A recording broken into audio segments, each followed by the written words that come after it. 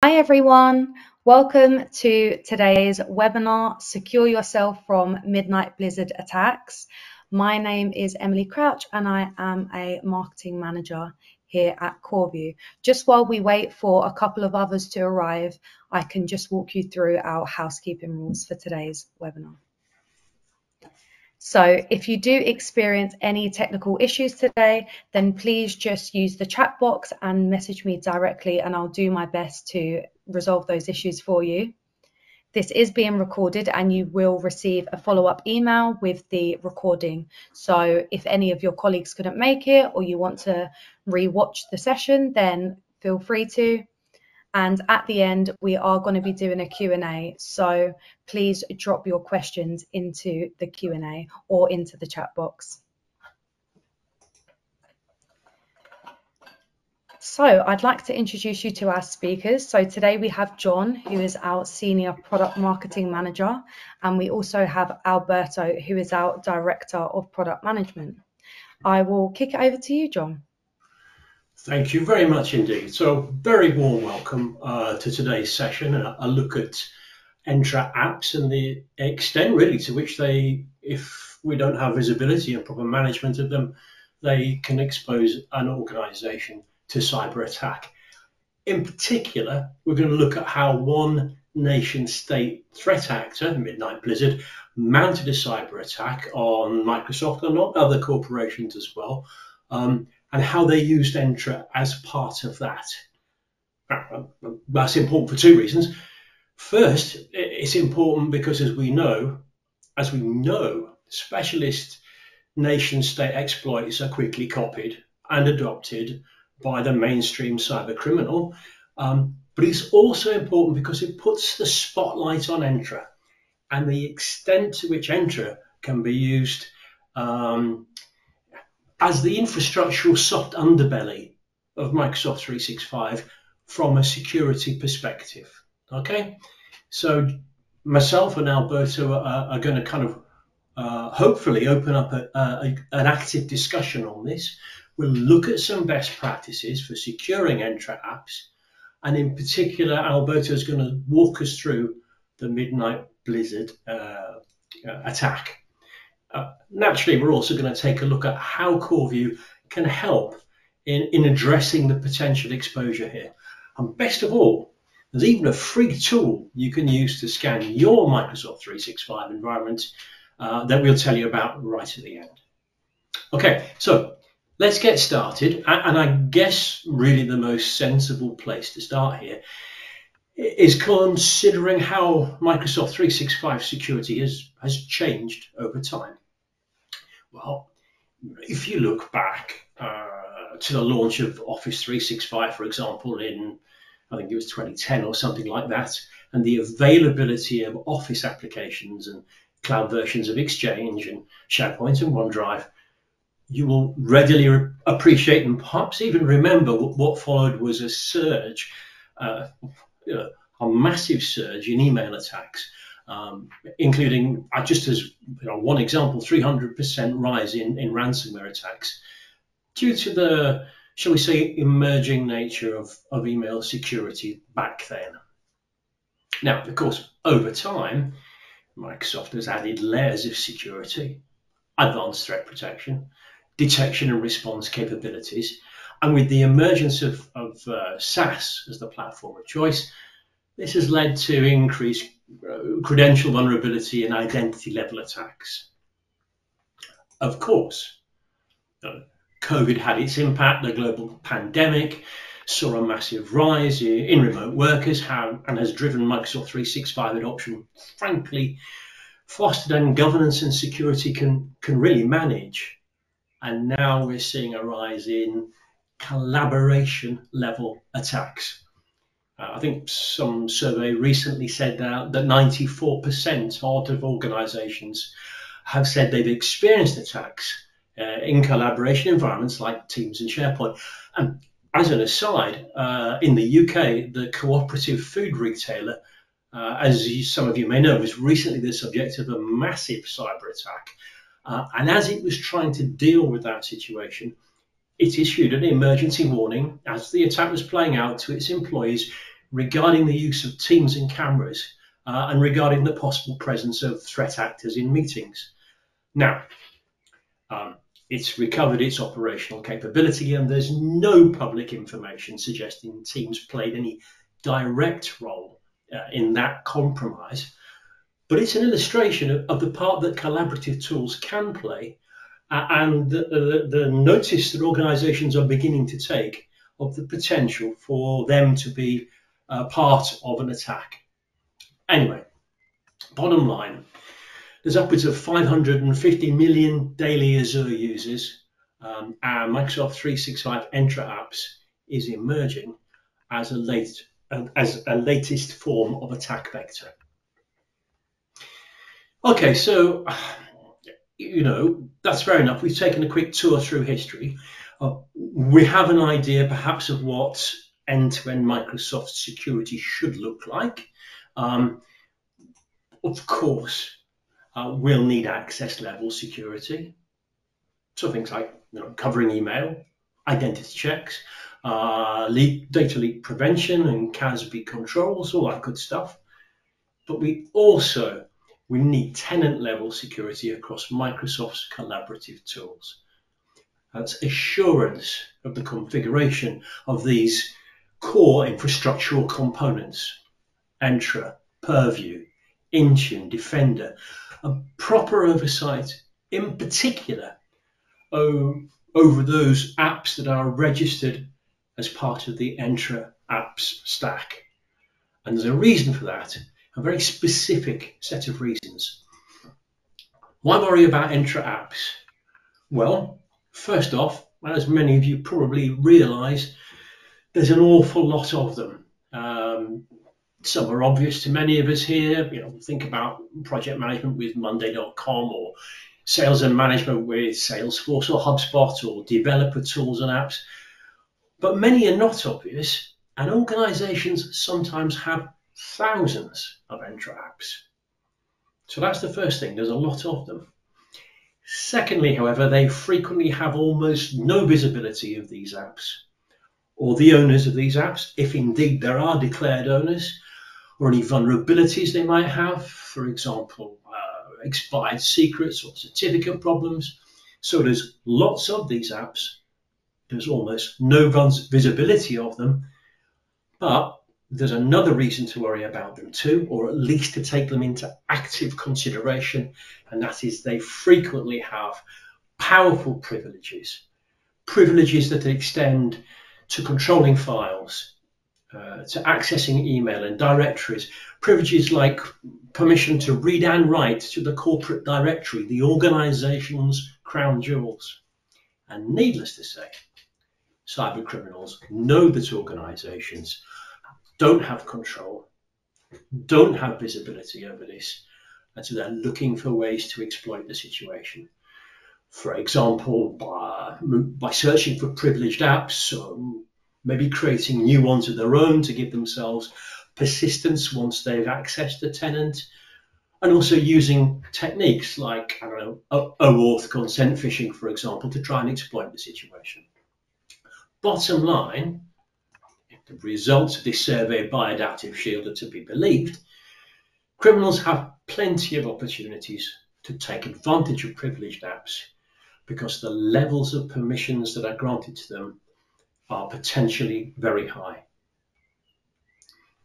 So, with that as the context for our discussion today, I'm going to ask Alberto to take us through some Entra attack scenarios, explain precisely how attackers are using the access via these apps, and to look in detail at the Midnight Blizzard attack.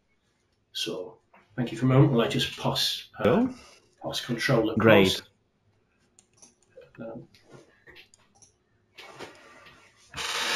Okay, we should so be I've now. stopped sharing, guys. More time at the sec. It should, but we are good. So thanks, John, for explaining the importance of Entra Apps and why we need to stay need to stay vigilant. As we dive into the specific attack scenario, we will see how this critical application can be really leveraged in different ways by attackers to access our environment. Each scenario that we will go through really uses a specific tactics to breach systems and maintain unauthorized access.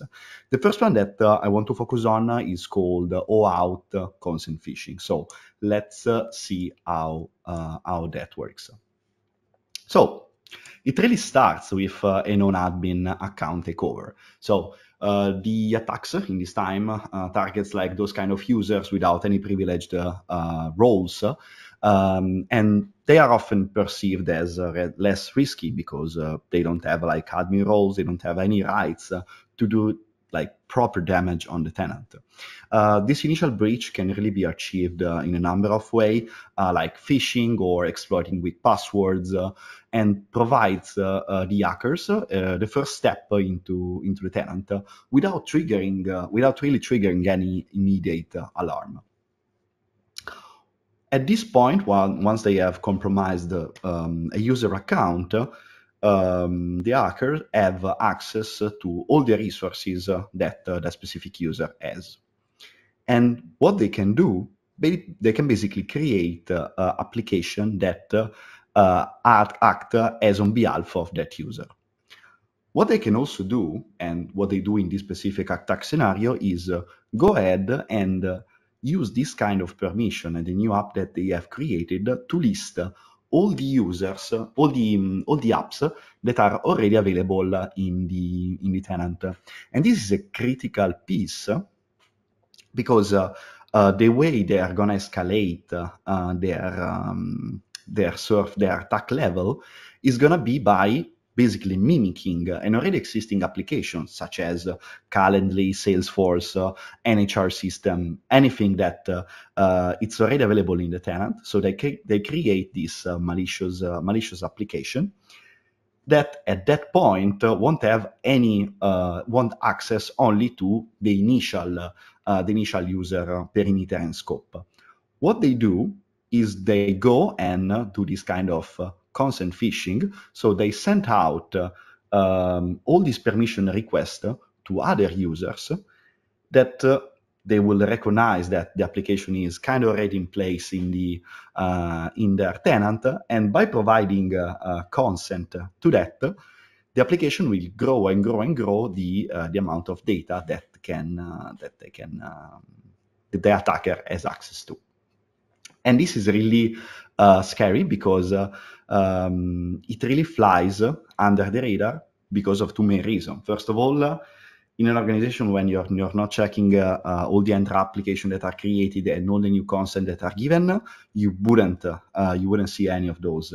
At the same time, the first entry point wasn't an admin takeover, so in many cases that won't raise any red flag. This scenario, it's really an interesting blend of stealth and strategy, because he starts small and then scales, escalate the privileges, accessing more and more data.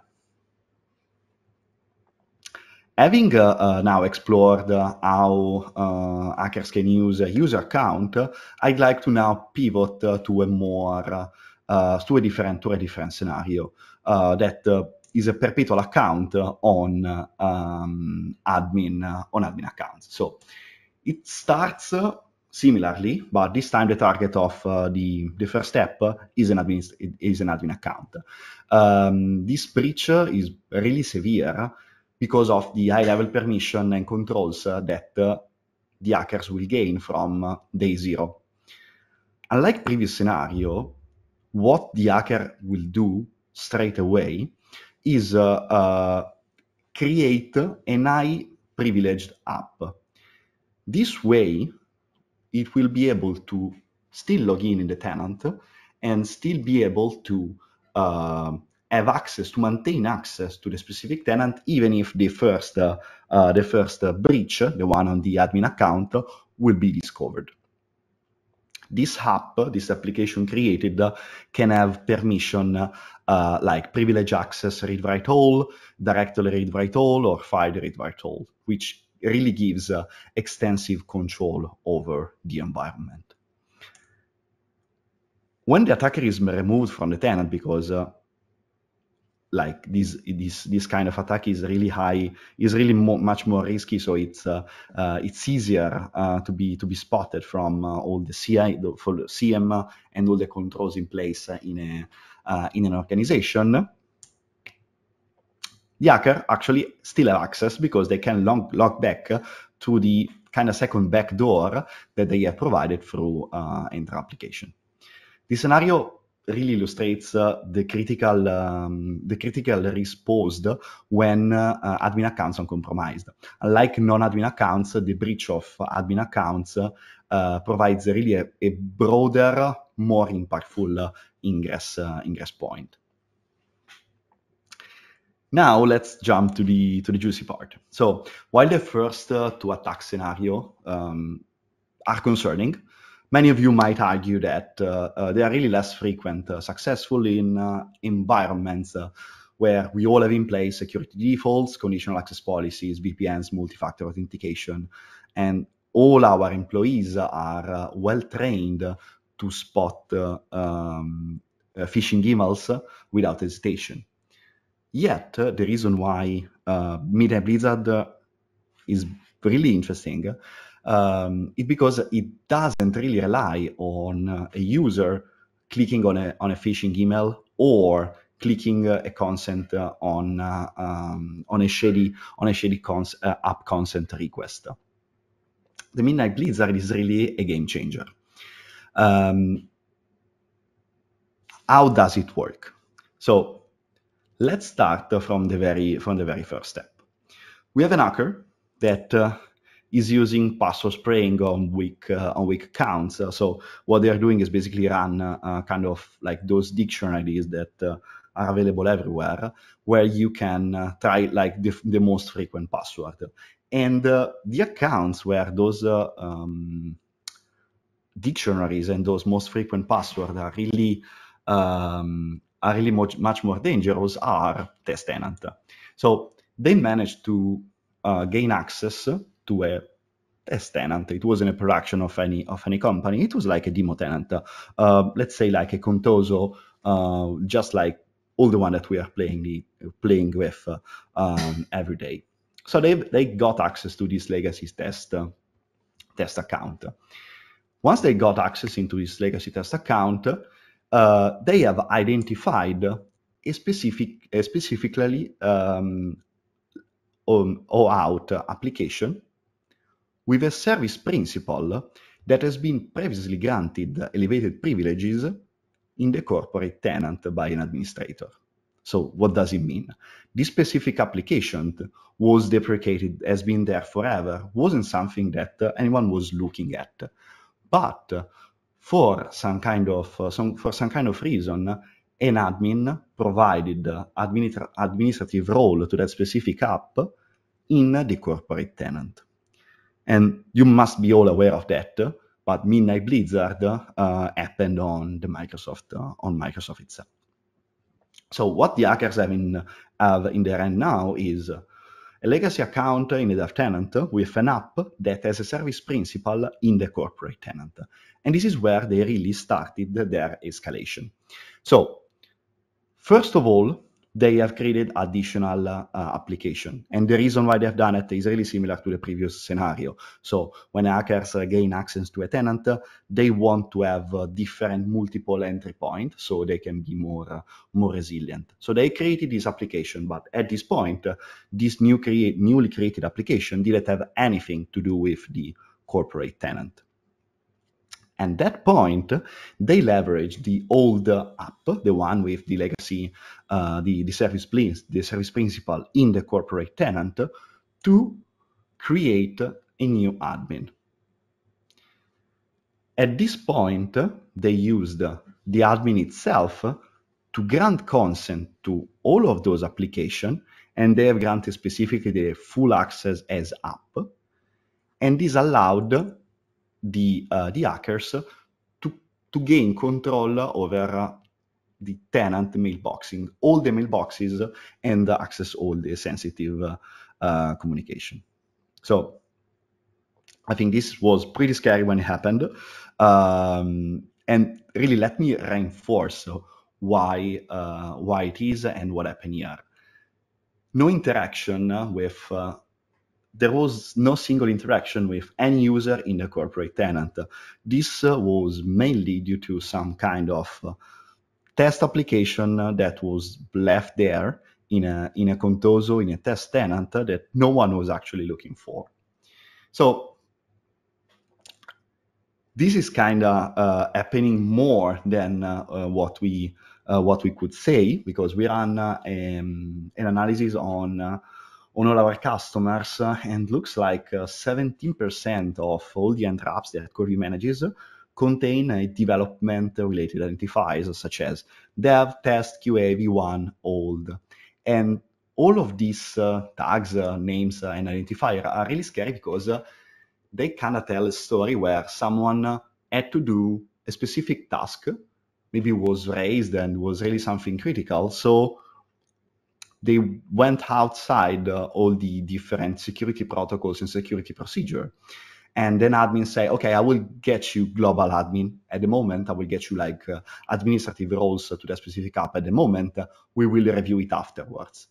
And this afterwards never comes. So this is something that is really scary for us. It happens to everyone, and we are all aware that it is, I think, like it boils down to the productivity versus security trade-off that we always talk about. So now that I show you like the worst thing that can happen with Entra Apps, let me just recap what are the three key insights on these attacks. So first of all, breached app operate under the radar. And this is because not everyone has a governance or a security process that looks as Entra Apps as we look at user sign-in, like this kind of security issues and violation that we are all used to. Second of all, is that Entra Apps are really used to create redundancy in there. Like they create really several different backdoors into the tenant to make sure that even if the first and initial breach is discovered, they have a way to log back in, so they don't lose the access. And last, test environments often have excessive permission, and they might not follow strict security standard, and can really become really something severe when the test environment is not standing on itself, but is connected because there is some kind of test and some kind of delegation between the test environment and the production one. So now that I give you all of that, I will pass it back to John, who will hopefully help us crawl back from this cybersecurity pit that I dig for all of us. Okay, guys, just one moment while I pick up the screen again. Hopefully we're there, I believe. So first of all, I want to thank you very much. It's funny listening to that, and although we're exclusively in the world of 365, so many of the security lessons down the years come bubbling up in your mind. You know,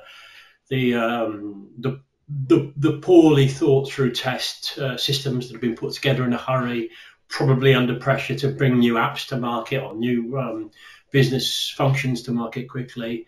The ability to gain basically global root permission, showing my age and my Unix background, the ability to gain global root permission and the ability to use that as a springboard from which to embed persistent access even as an exploit is playing out. So really interesting. Thank you, Alberto. I just want to say a few words of best practice observations here, and then I think we're going to have a little demonstration as well. So that would be great. best practice. What can we do? What can we do when trying to give ourselves the visibility and the ability to manage all this stuff? Well, you know the old adage, just like I do. You can't secure what you can't see. Yeah. And this is particularly relevant when it comes to Entra apps. So from a discovery perspective, it's essential to know how many apps are connected to Entra, what permissions they're using, whether those permissions are delegated or app level, you know, which have read or write or read and write, or which have expired secrets or certificate problems. And this is a good one. And which of them have got owners, or if any, because it's surprising the number that don't have any at all. So there's a discovery element to best practice, but there's also an ongoing need to monitor and report that's crucial to best practice. So the ability to monitor and identify changes or unusual behaviours that might signify that something needs further investigation, and provide the ability to do that sort of sensibly and simply from a point where you can assess the risk, potentially take steps to remediate it, and basically manage the overall application life cycle. So that's what CoreView does. Now, I was planning to summarize how it does it now with a couple of very dull-looking screenshots, but I believe, if I'm not mistaken, that actually, Alberto, you have a little demonstration ready for us. Is that correct? Yeah, that's correct. I think it's perfect if we can jump in the product. So let me stop sharing right now. Pass back to you, and you can do a lot better than I can in showing us around how we address these discovery and reporting requirements.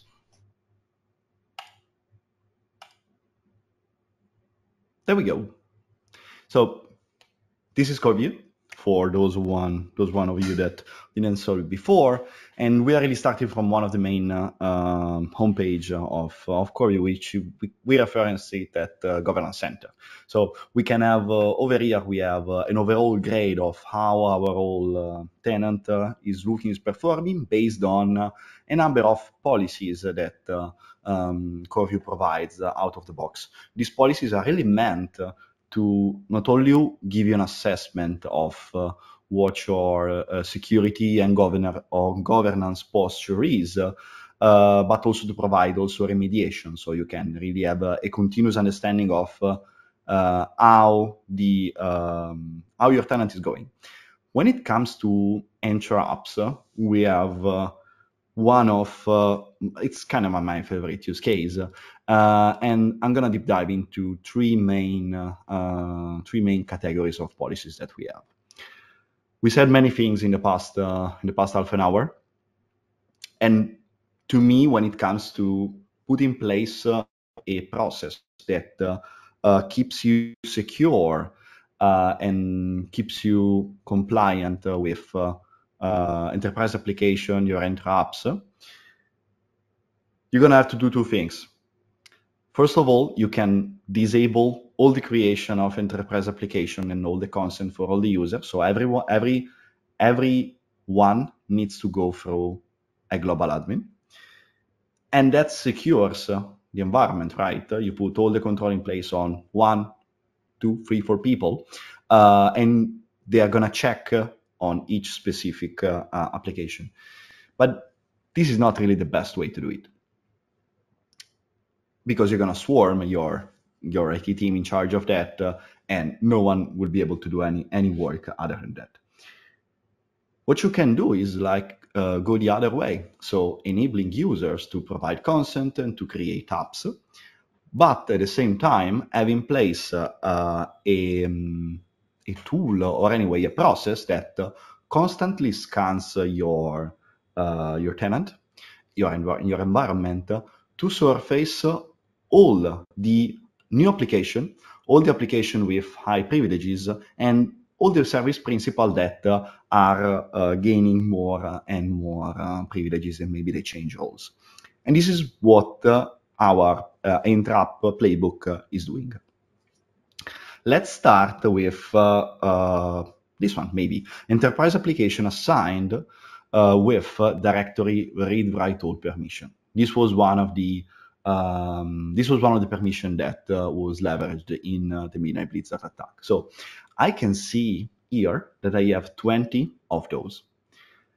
If I click, I'm able to see a list of all those apps. And the first pass when I first install CoreView, or when I first try to do this kind of job, is gonna be like a rough cleanup for me, because not all of those applications are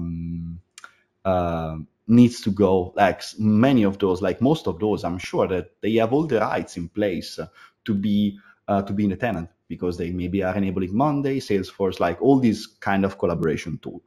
So the process here wants me to go through each one of them, check with who created that specific application, who gave right to that application, to make sure that it has all the rights. We are still using Monday, we're still using Calendly. It's not something that has been left there and no one is using. Once I have confirmation that this wholesome wooden chips service principal has all the rights to be there, what I can do is set it as a trusted item. And with CoreView, I can also set an expiration. I don't want to say like this is a trusted item forever. Maybe we do it for this year. So I set an expiration on the last day of the year, and I can also add a note here. So like John said it's needed.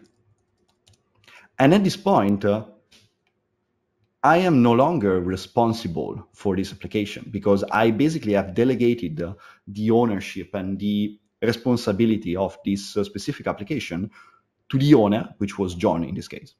Once I'm happy with this, I can submit, I can do next, and as you can see, like this number is going to refresh in a second, that specific app disappeared from the list, and now I can go on with the cleanup. So what happens if I spot an application that is not needed, or is not something that I want? I can run a remediation, so I can disable that service principal. The cool thing about CoreView Playbook and CoreView Playbook Engine, which is everything that runs behind the scene over here, is that I can enable remediations, and I can also schedule remediation. So after the first pass that I've done, I can have the system run multiple times. Like every time that a new application, a new service principal, for example, is created, CoreView detects it and reaches out to maybe the owner, because I can configure it to go to the owner, goes to the owner and asks him, like, are you sure that this is needed? Should we set it as trusted item, or should we delete it? And this is really the process of having compliance, not only once or twice per year when you do this kind of cleanup that I show you, but to have like an engine or something in place that can go and scan the environment at all time, even when you're sleeping, even out of office hour, and make sure that you are compliant at all time. So when you're doing reviewing Entra Apps, the first thing that I suggest doing is reviewing like those applications with really high privileges, directory read write all, directory read write all, and read write access. The second thing that you want to do is check all the application without owners. And this is as interesting as the previous case, because you want to be able to understand who created that application. Because if you don't have an owner, you don't have anyone responsible for that application, and you have no one to actually go and chase for and understand if that application is legit, should be trusted or not. Once you're happy with like this kind of legwork, that if you've never done it, we have seen enterprises with more than 1,000 Entra Apps, and we've did it also on the CoreView on our own tenant, and it took a while, even if we are only a couple hundred of employees. Once you're happy, everything here will be green. And at that point, your process and your compliance can be kind of delegated to core view, because you can have put in place those kind of schedulation and remediation that I showed you, or you can log in daily and you can see that review, for example, the enterprise application added in the last 30 days. Of course, core view here provides also different kind of severity. We are labeling as critical all the policies that are tied to those high and the most risky privileges, while all the other apps that don't have like those kind of tenant scope and admin scopes privileges, you can review them like less frequently. So I think it really boils down, and it's really as easy as this to put in place a governance process that can really secures against the kind of attack scenario that I showed before. Back to you, John. Thank you very much indeed, Alberto. That was great stuff, and much better than a couple of screenshots would have been, I think. So, yeah, basically, food for thought that whoever can gain access to and manipulate Entra Apps has potentially the access to the tenant and the keys to the kingdom. Now, here's the thing. We're coming to the close of our session. And I don't know, maybe you're thinking, what do I know about Entra Apps in use in my organization? Do I know everything I should? And the answer is, well, no, not enough. Then there's some really good news. With a free tool, you can use to check your environment for Entra Apps and what they're doing, and the permissions they have, the extent to which they therefore could represent some kind of exposure to you. All you need to do is visit the free tools area of the CoreView website, and it's under the resources area actually, and download the tool, and you could start checking your environment today and see how you think your risk posture, your security posture might be affected by some of the things that we've been discussing today. Okay, I believe that there's some news of an exciting new report as well. Is that the case? Yes, so very soon our 2025 CoreView State of Microsoft 365 Security Report is going to be released, but you have the chance to gain early access this week. So the report doesn't go out until next week, but if you scan the QR code, and I'm going to pop the link in the chat, then you can actually gain early access. So what is this report? So based on insights from over 250 IT and security leaders, this report uncovers a critical blind spot. Can you believe that over 49% of teams assume that Microsoft backs up their tenant configurations for them, but it doesn't. So by reading this report, you will gain a lot of insights. If you are responsible for Microsoft 365 security or governance, then this report is definitely something that you will want to read. So I have popped the link in the chat box, or you can use your mobile device to scan the QR code, but I think this will be an extremely valuable asset. This will also be included in the follow-up email too. So if you don't have time to scan, then after today's session, then you will be sent the recording that you can share with colleagues, and also you can download the report.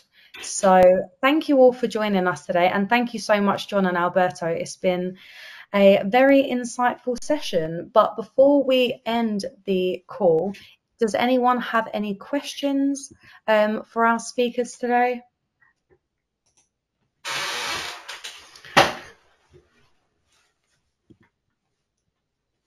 I don't think any have come through yet, but once you receive your email, if you do have any questions, then feel free to just reply to the email with anything that pops to mind, and we'll be sure to get back to you.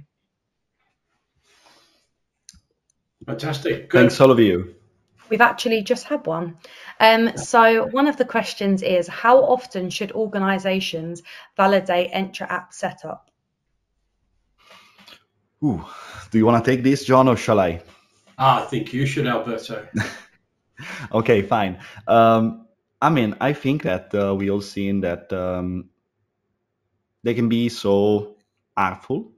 We can see like how they are how Entra Apps are leveraged by hackers. So it should be really like a continuous process of reviewing application. The tricky thing with having a process, it's really tied to the amount, like the volume of application, and what you can do with what you can and what you cannot do with admin with Microsoft on the Entra portal. That's why we kind of build these functionalities in core view. It was really asked by a lot of all our customers, and they are all loving it. So I think like the answer to be as secure as possible, and is never 100% secure. You always will have the risk of a breach, but it's all about like lowering the risk, lowering the attack surface, and being able to come back fast from a breach. With that in mind, with that goal, I would say that having a process that continuously scans your Entra Apps is something that's really needed, especially for most secure organization. I think as well, at the risk of conflating two things, we know there are regulatory and legislative frameworks in action now across the world, across Europe, in Asia Pacific, in the United States, which are requiring organizations to perform fairly regular risk management assessments. And something like this, or the output from this, should probably form part of that risk management assessment. As a matter of course, just because it's kind of behind the scenes, just because it's not on the desktop or an endpoint or whatever, doesn't preclude it from being a part of that process, I'd suggest. Actually had another question too. So what are some good procedures to continuously monitor the custom Entra Apps and its permissions?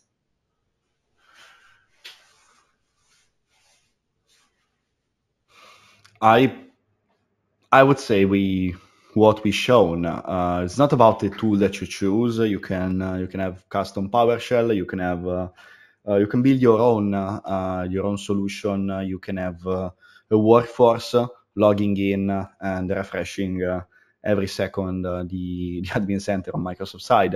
It's just about not thinking that running like that compliance assessment once or twice per year is enough, because the moment you completed the assessment and you know that you are secure and the whole picture is perfect, the moment anyone adds a new service principal, grant consent to an app, or creates a new app, your whole security score, or like the feeling that okay, my environment is secure, is no longer the right picture, because that specific new application can be something that is not legit, maybe is not malicious, or is not being planted there by hackers or anything like that, but it's just one of us, one of those kind of engineer that needs to do really something in a really short time and has been asked for a favor. Okay, let's grant admin rights, global admin rights for the moment. We will review it afterwards. And again, that moment never happens.